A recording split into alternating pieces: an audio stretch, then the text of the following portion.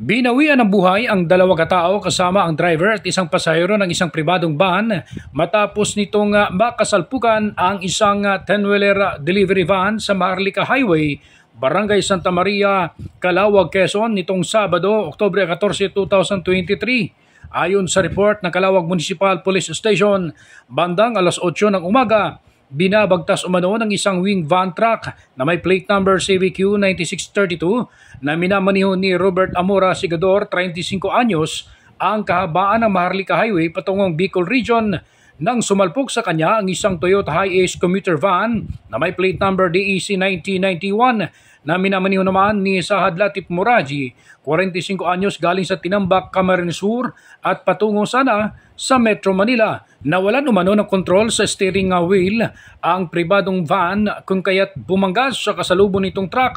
Sa tindi ng pagbangga ay malaki ang naging dulot na pinsala nito. Naipit pa sa unahan ang driver nito na kaagad binawian ng buhay. Patay rin ang isang pasahero na si Danny Cruz, 60 years old, nakisakay lang daw sa van.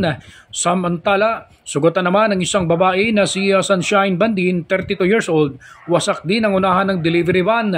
Nagtamo ng minor na injury ang truck driver na isinugod sa St. Peter General Hospital. Sa ngayon ay nasa kustudiya ng Calauag Municipal Police Station para sa karagdagang investigasyon. Ronda balita mula sa lalawigan ng Quezon. Ako si J.R. Narit, naghahatid ng mahalagang impormasyon at balitang totoo.